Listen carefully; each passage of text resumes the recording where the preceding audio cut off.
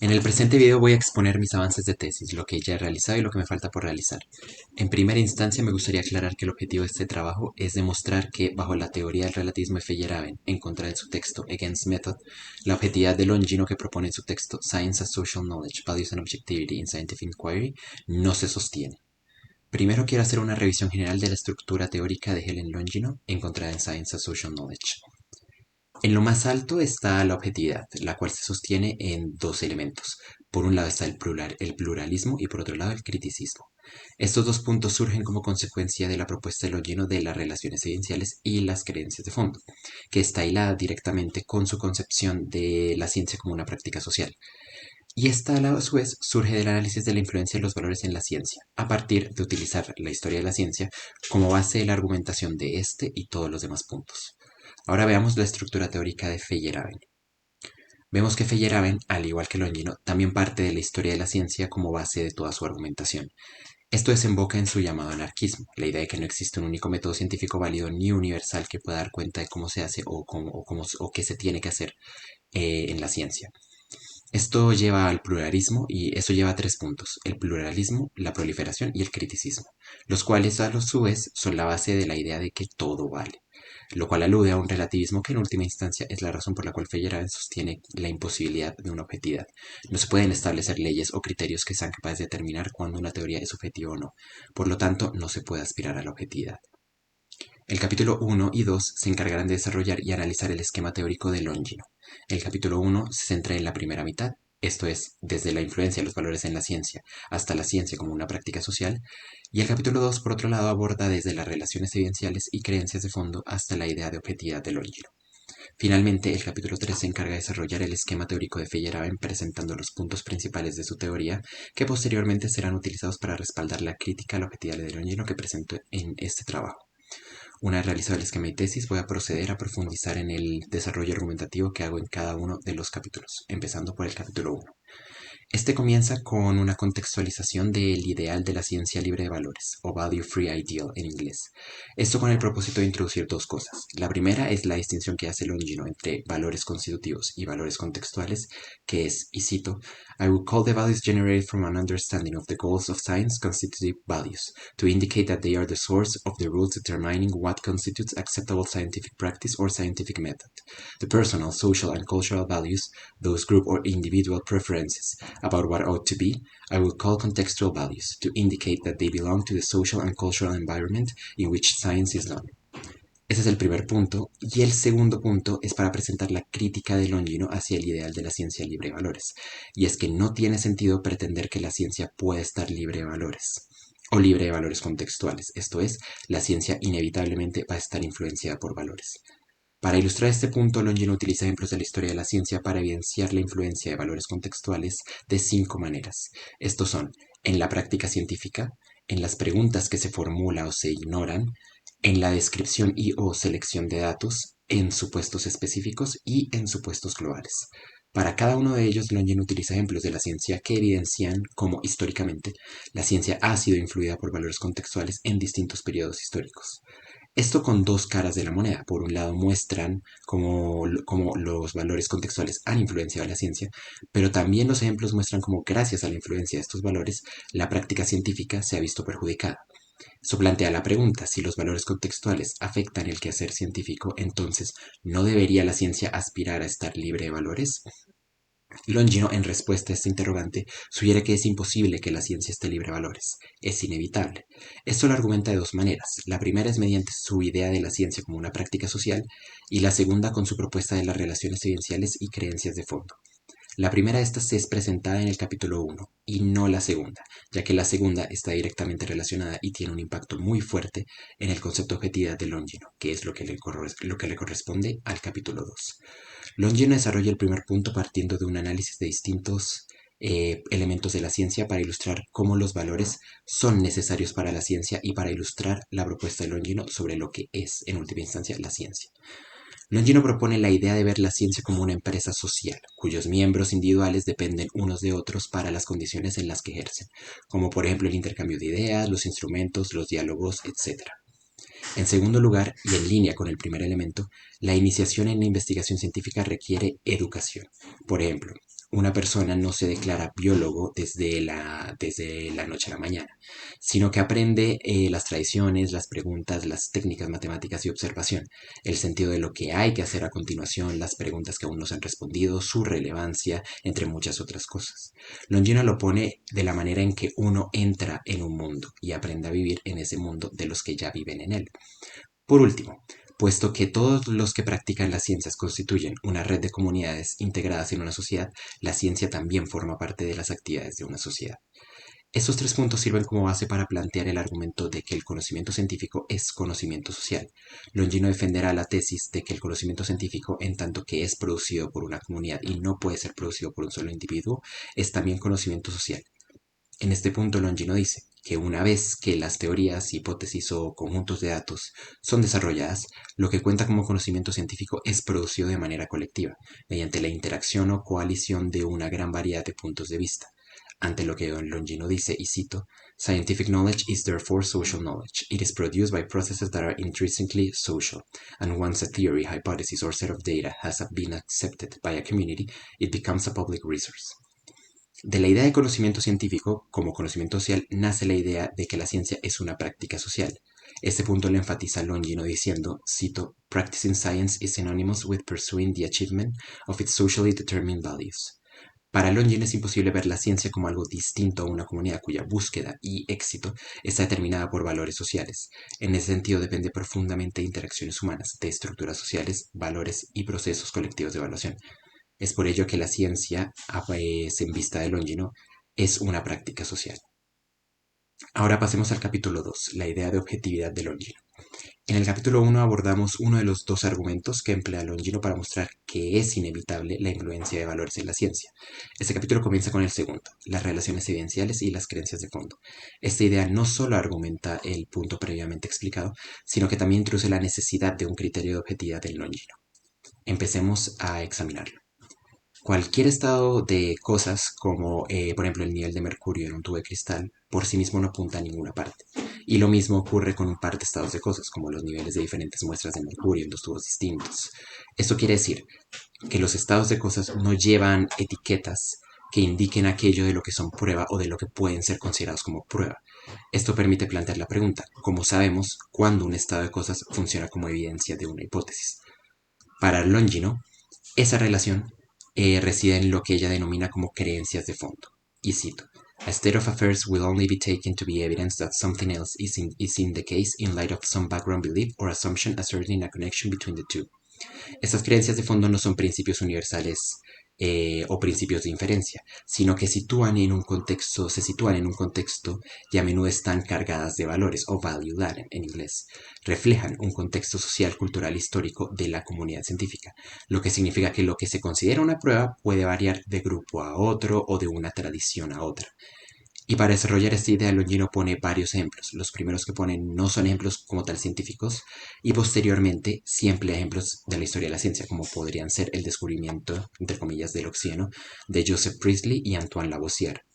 Y todos esos ejemplos también sirven de argumento para expresar que las creencias de fondo se presentan como condición de posibilidad de las relaciones evidenciales, ya que sin estas no sería posible decir que un estado de cosas X es evidencia de una hipótesis H.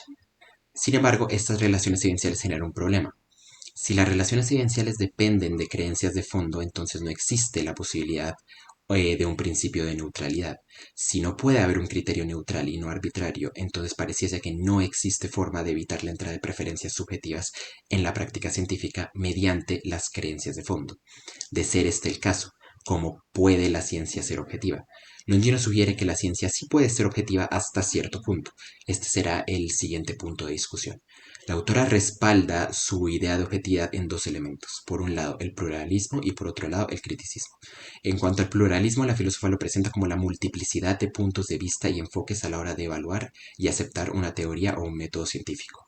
Longino defiende esta idea en la medida en que el pluralismo es necesario para la construcción de conocimiento científico, idea que está directamente relacionada con la objetividad. En este punto, Longino argumenta, y cito, "The use of diverse perspectives to criticize hypotheses can turn some of those hypotheses into scientific knowledge. Hypotheses become knowledge when they are subject to scrutiny from diverse perspectives, especially by those with diverse beliefs and values." Con respecto al criticismo, la autora lo relaciona directamente con el pluralismo previamente abordado. El criticismo que busca Longino no está abordado a, por ejemplo, determinar qué tan correctos son los datos de un experimento o a determinar la verdad o falsedad de una teoría, sino más bien está relacionado a las creencias por las cuales los datos que se tomaron como evidencia de la hipótesis cuentan como evidencia en primer lugar. Por ello, está directamente relacionado con la conexión entre las relaciones evidenciales y las creencias de fondo. Longino sugiere que el criticismo, si bien no elimina por completo la posibilidad de la influencia de preferencias subjetivas, sí provee maneras en las que se puede determinar su influencia y por lo tanto minimizarla. Y con estos dos puntos llegamos a la objetividad.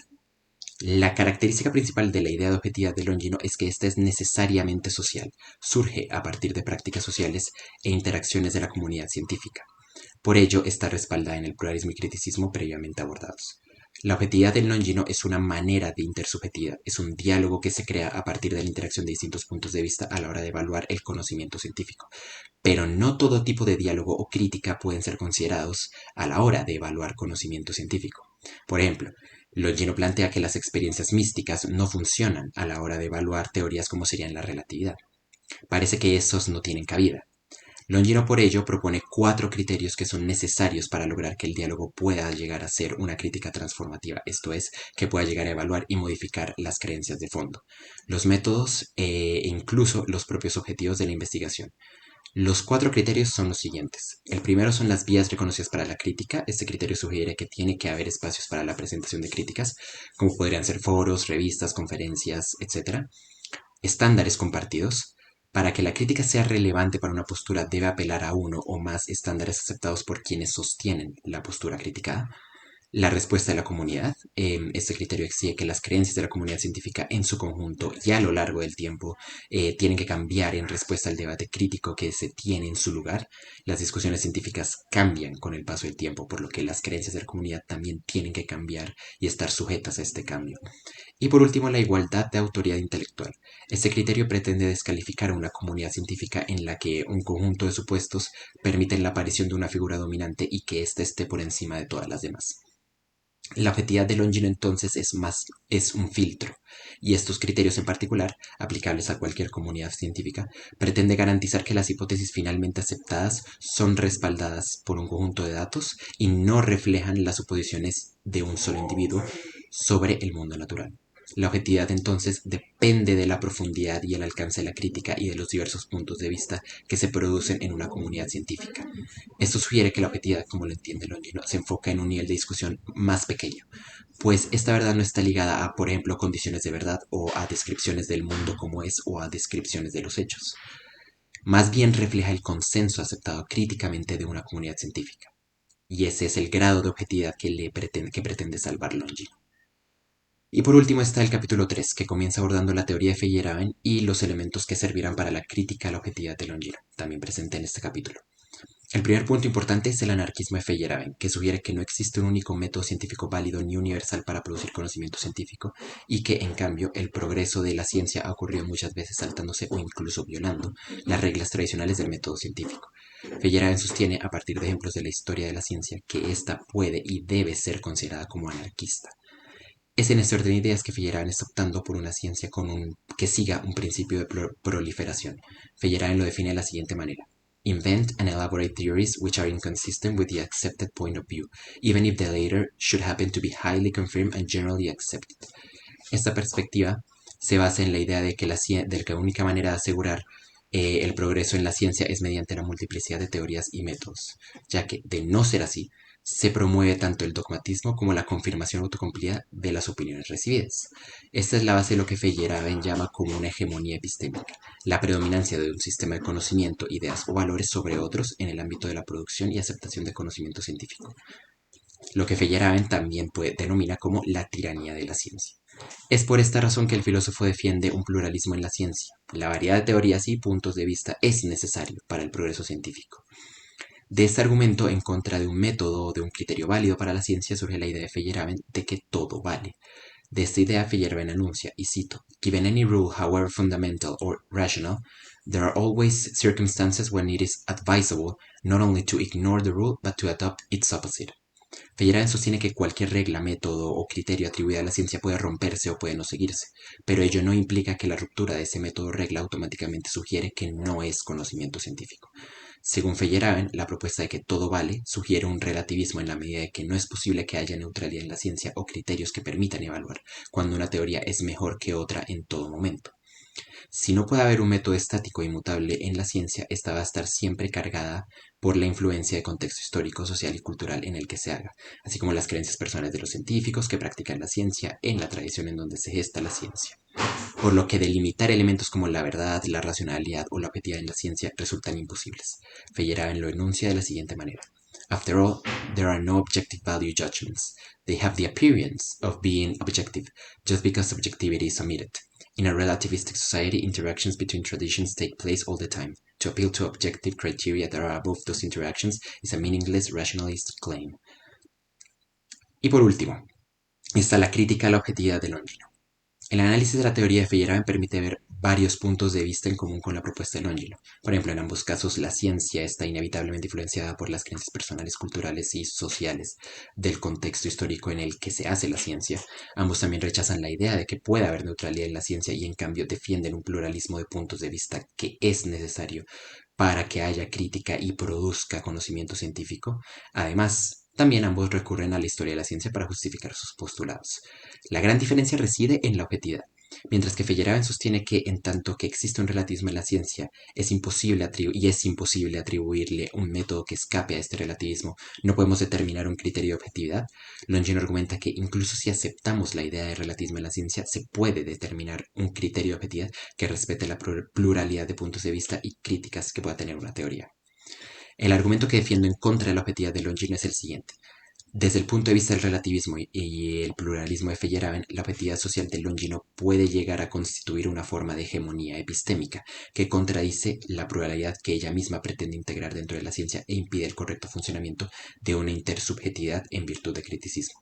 Mi argumento entonces pretende demostrar que si la objetividad de Longino conduce a una hegemonía epistémica, entonces la objetividad sustentada en pluralismo y criticismo no es sostenible.